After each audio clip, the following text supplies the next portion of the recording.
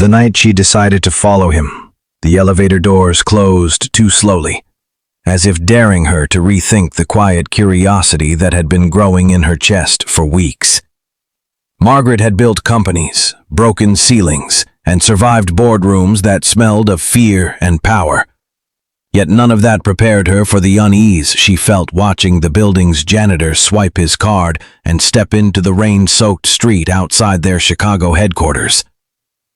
What if this were you? She wondered in that fragile moment, noticing how easily assumptions are made when success blinds compassion. If you were standing where she stood, would you turn away and let routine swallow the truth? Or would you follow the pull that refused to let go? Margaret had noticed him first in small, forgettable ways, the kind most people never register. His name was Thomas, stitched in blue thread on a faded uniform, always arriving before sunrise and leaving long after most lights had gone dark. He moved with careful patience, never rushing, never cutting corners, wiping fingerprints from glass walls that executives leaned against while talking about growth and margins. There was a tired dignity about him, the kind that came from carrying too much alone. Margaret told herself it was nothing, just another employee passing through her empire.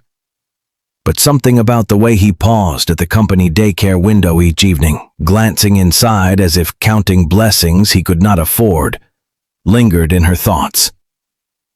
That curiosity sharpened the night she stayed late reviewing layoffs she knew would devastate families she would never meet.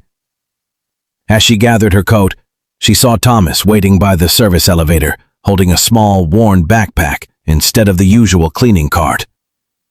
When their eyes briefly met, he nodded politely, and she felt a sudden, irrational guilt she could not name. Outside, instead of heading to her car, Margaret watched him walk away into the cold, his shoulders hunched, not just against the weather, but against something heavier. Without fully understanding why, she followed at a distance, heels clicking softly on the wet sidewalk, heart pounding like she was crossing a line she could never uncross.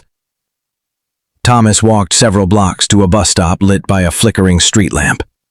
Margaret sat in her car nearby, engine off, watching as he boarded with exact change and took a seat near the back. She followed again, keeping 2 rows between them, feeling absurd and invasive, yet unable to stop. The bus traveled through neighborhoods that changed with every mile, glass towers giving way to boarded storefronts and tired houses leaning into each other for support. When Thomas finally got off, it was in front of a run-down apartment complex where paint peeled like old scars. Margaret parked across the street and watched him disappear inside, telling herself this was enough, that she had seen all there was to see. But then a light came on in a ground-floor window, and through thin curtains, she saw a small silhouette rush forward. A child, no more than 7, launched into Thomas's arms with a force that made him stumble back, laughing silently as he steadied them both. Margaret felt her throat tighten. Inside that dim room, she saw more clearly than any report could ever show.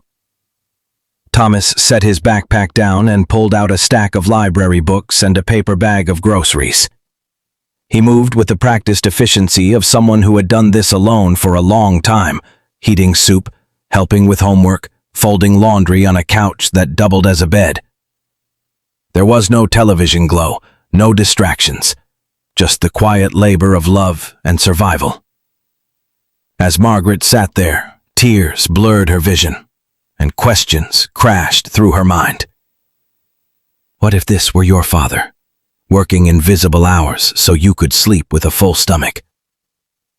What choices would you make if the world had already decided your worth, without ever knowing your story?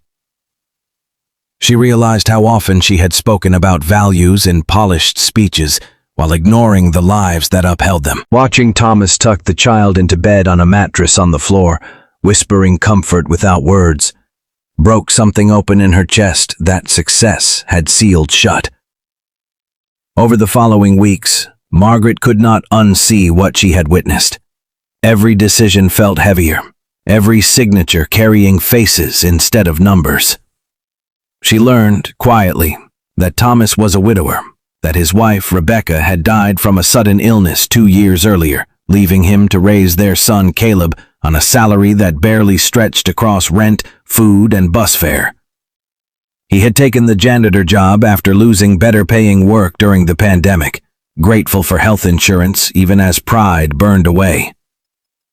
Margaret saw him differently now, not as part of the background, but as a man fighting daily battles with grace no one applauded.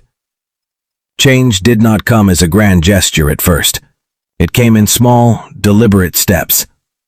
Margaret canceled the layoff she could, rerouted funds she had once reserved for bonuses into an emergency assistance program no one could trace back to her. She ensured that janitorial staff received raises and access to education benefits, framing it as long overdue equity rather than charity.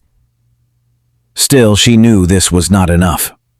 The image of that cramped apartment and that child's thin blanket haunted her quiet moments. One evening, months later, Margaret visited the complex again, this time with clarity instead of secrecy. She watched Thomas return home, still tired, still careful, and understood that dignity meant offering help without stripping it away. Through a trusted intermediary, she arranged for Thomas to be offered a facilities management training program, one that matched his skills and paid enough to breathe again. She funded a scholarship for Caleb in Rebecca's name, ensuring that the future would not be another locked door. Thomas never knew who stood behind these changes, only that something unseen had shifted in his favor. The true transformation, however, happened inside Margaret.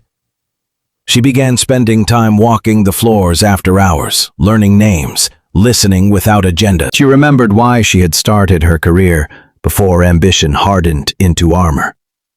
Kindness, she learned, was not a weakness in leadership, but its deepest strength. Regret followed close behind. For the years she had overlooked suffering hidden in plain sight, but hope grew stronger, nourished by the belief that it was never too late to choose differently. On a quiet spring morning, Margaret saw Thomas in the lobby, standing taller, smiling as Caleb waved goodbye before heading to school.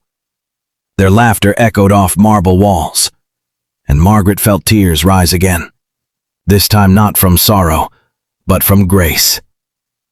Lives had changed, including her own, not because of power, but because of a moment of seeing and a choice to care.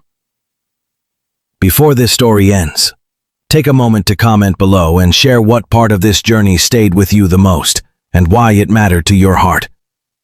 If this story truly touched you, please like, comment, share, and subscribe, so more stories of quiet courage, second chances, and unseen kindness can find the people who need them most.